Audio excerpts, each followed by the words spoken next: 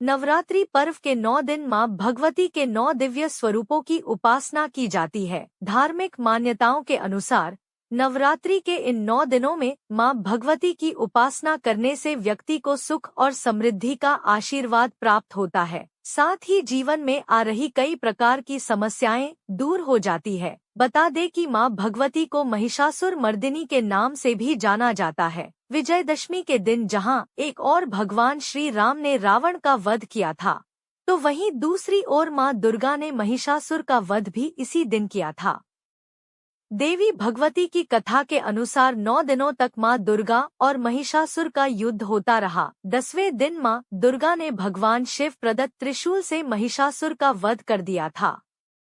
इसी कारण मां दुर्गा को महिषासुर मर्दिनी भी कहा जाता है।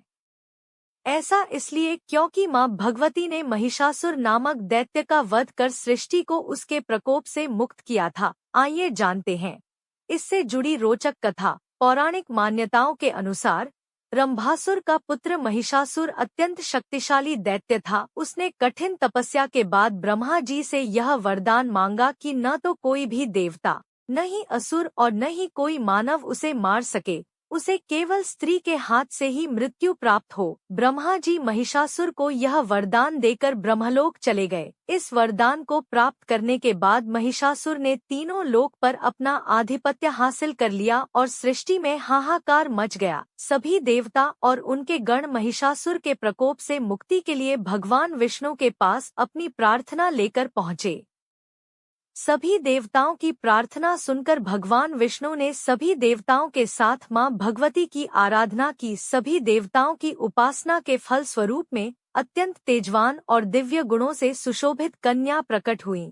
इसके बाद मां भगवती को हिमवान ने सवारी के रूप में सिंह भेंट किया और सभी देवताओं ने अपने अपने अस्त्र और शस्त्र माता महामाई को भेंट किया। मां भगवती ने भी सभी देवताओं को शीघ्र ही महिषासुर और उसके प्रकोप से मुक्त करने का आश्वासन दिया। मां भगवती ने हिमालय के शिखर पर खड़े होकर महिषासुर और उसकी सेना को घोर गर्जन के साथ युद्ध के लिए ललकारा। इसी के साथ मां भवानी और महिषासुर की सेना के मध्य भीषण युद्ध शुरू हो गया। मां भगवती अपने पूर्ण वेग में दैत्यों का संहार कर रही थी। उनके इस स्वरूप को देखकर सभी दैत्यों डरकर भागने लगे। जो युद्धभूमि में आए उनका सर्वनाश निश्चित हो गया था। अपनी सेना को पराजय की कगार पर देख महिषासुर को स्वयं युद्धभूमि में उतरना पड़ा। उसने कई बार छलपूर्वक मां को पराजित करने का प्रयास किया, लेकिन वह हर बार असफल रहा। अंत में मां भगवती ने भगवान विष्णु द्वारा दिए गए सुदर्शन चक्र का प्रयोग कर महिषासुर का धड़ काट दिया और संपूर्ण ब्रह्मांड को उसके प्रकोप से मुक्त कर दिया। इसलिए माता का एक नाम महिषासुर विनाशिनी भी है। साथ ही जिस दिन मां ने सृष्टि को महिषासुर के आतंक से मुक्त किया, उस दिन को वर्तमान समय में विजयदशमी के रूप में हर्षोल्लास के साथ मनाया जाता है। माता के भक्तों, मेरी तरफ से आप सभी को विजयदशमी की हार्दिक शुभकामनाएं। वीडियो में अंत तक बने रहने के लिए आप सभी का बहुत बहुत धन्यवाद। अगर आप सभी को माता की कथा अच्छी लगी हो तो वीडियो को लाइक शेयर करें, चैनल को सब्सक्राइब करें और बेल आइकन का बटन दबाना ना भूलें। प्रेम से बोलो माता महिषासुर मर्दिनी की जय।